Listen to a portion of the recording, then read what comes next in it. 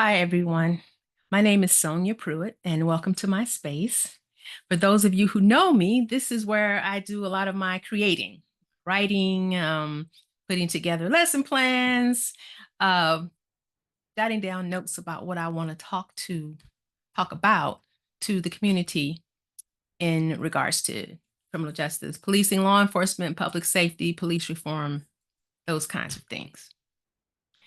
But this video is for me to introduce myself to those people who don't know me and to also tell others who do what I'm going to be up to next. So, let me tell you a little bit about myself first, and then I will tell you why getting to know me is really, really important. So, I spent 28 years as a police officer. More specifically, I retired as a police captain from Montgomery County Police in Maryland after 28 years. I became the first African American woman to attain the rank of captain in the history of the police department at that time. And when I left the department, I was the director of the community engagement division. I'm also the past chairperson of the National Black Police Association, where I spent almost 25 years doing work in response to the community's issues and Black law enforcement issues with law enforcement and policing. After I left the police department, I created the Black Police Experience. The Black Police Experience promotes the education and history of the intersection of law enforcement and the Black community. And so I put my head together with other law enforcement or policing practitioners, officials, experts, anthropologists, sociologists, and we address issues surrounding things like police reform and drug policy, um, lack of equity, disability issues, gender, racial issues, where law enforcement plays a big part in our underserved communities. So we create training and education and networking opportunities, right? So several days ago, I did an interview about the killing of Sonia Massey by an Illinois sheriff's deputy. And during that interview, I talked about humanity and the lack of the ability or the desire of officers to see the humanity in other people, because if they had seen the humanity in Sonia Massey, she would still be alive. After that interview, I watched an interview of a person who calls himself a law enforcement. I don't know if he's supposed to be like an expert or what he is, but I'm not even sure if he's still a police officer. I don't call his name because I'm being petty right now. And I just don't care for this dude because he always says things that are against the best interests of the Black community in particular, but most communities, all communities, really, because he's just okay. Let me not get off track. But let me just say, I watched that interview, and it was on a show that you can find on YouTube. It's a person who highlights and elevates uh, police and law enforcement issues in the community. Does a great job. I love the show. Uh, didn't know whether I should give him a shout out or not because I'm still new at this thing right here. Okay. But does a great show. He does a great show. I see other people who, elevate these issues in our community, but he had this dude on his show. And this is a clown ass clown kind of dude. I'm like, why do you have this guy on your show saying things that are not going to keep our community safe? So then I had to sit with myself. I had been sitting with this idea for a while that the community, the Black community, and the community at large needs to have a place where they can get information. They want to hear from someone, or the community wants to hear from somebody who is valid and trustworthy, who does the work in service to the community. That would be me. This is what I've been doing for decades now. So let me give you a little bit more background. So as a police officer, I involved myself in as many areas as I could because I wanted to learn about policing. So I worked, of course, in community engagement and outreach. I got familiar with administrative and organizational leadership, police management, supervision, internal affairs. I worked there, criminal investigations, background investigations, recruitment, hiring. I was a public information officer, so media services. Uh, I supervised a school resource officer program twice in my career, once as a sergeant and then as a lieutenant. Um, the emergency call center, I worked there part-time, okay, answering calls for service. Budget management, labor relations, legislative relations, public policy. I have a Bachelor of Science degree in criminal justice. My master's is in forensic psychology. I am pursuing a doctorate in criminal justice with a specialization in policing because I need to know all the nuances and details. And even if I don't, where I can go and how I can research those things so that I can share them with you.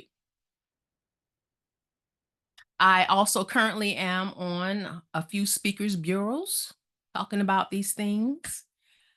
And I'm also a professor of criminal justice at Howard University and Montgomery College in Maryland, where I am the director of the Community Informed Policing Program, which I helped to create to educate police officers in the expectations of a diverse community in areas such as social justice and police reform and equity. And as you can see, I get really excited talking about these things because they are important. I have worked in Maryland.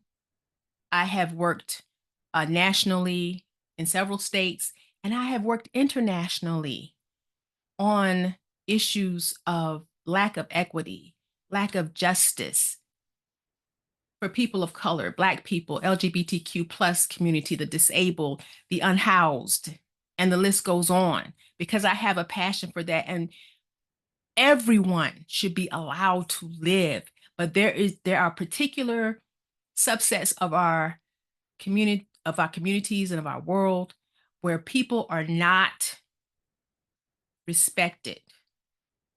They're not treated as human beings, as they are objectified, which leads to death, destruction, tragedy, and trauma. So those are the things that I talk about. Those are the things that I like to educate people on, not just the community at large, but also law enforcement officers. And after I heard the clown ass dude representing himself as some sort of a a police expert, say some things that were totally wrong about the situation between the deputy and Sonia Massey, which led to her losing her life, I was like, you know what? I'm done. It's time for me to put together something where people can actually hear truths. Now, I have been interviewed on NBC, ABC, CNN, MSNBC, BBC, NPR. I've done all the places. I've done all the interviews. But here is the thing, and I just did the interview again on ABC News Live about Sonia Massey. But the thing is this, you never have enough time to say all the things you want to say. You never have enough time to deep dive into the nuance. Sometimes the director's cut, that's what I call it. You get some of the things you say get cut, or you may not get an opportunity. And sometimes you just have a bad interview. And I always think to myself, I gotta tell people all the stuff I wanted to say. But sometimes I never get around to that. And sometimes I do. Sometimes I get to talk to another group of people about it, or talk to my friends and tell them, well, this is what I was thinking when I was saying that. So this is what I'm creating, but I needed you to know my passion, my background, so that you can know that the person that you're listening to might have a little bit of knowledge. And those things that I don't know, I know how to go and research and find out about them so that I can share them with you. So that is it by way of introduction. You can check out my website, www.therealbpx.com. I'm on Twitter @therealbpx. Forgive me, because you know what? I get so busy and I probably need to have somebody help me out with all the social media, but my Instagram is suffering. Have a Facebook page. You can find the Black Police Experience on Facebook. But have patience as I develop this thing. It's going to look like video podcast. It's going to look like me interviewing some people, or maybe it's just me talking, and maybe I'm going to create lessons for the public. It's going to probably have a lot of different elements. And I wanted you to be the first people to know about it, so you can start bringing your friends as we talk about these things that are really, really important. For instance, in the Sonia Massey case, use of force is always like, what did he do? And did he do what he did correctly? And there's a difference between justified and necessary. Understand that. There's a difference between what the law says and what could have been done. What other choices could have been made to keep everyone safe and alive? Okay. So I will see you next time. Thanks for listening. And don't forget to look me up. Look, Google me. It's okay, because you're going to find a whole lot of different stuff. But come to my website. You'll find some things about me. And again, I look forward to this conversation, and, bear with me as we create something that's going to be beneficial to all of us.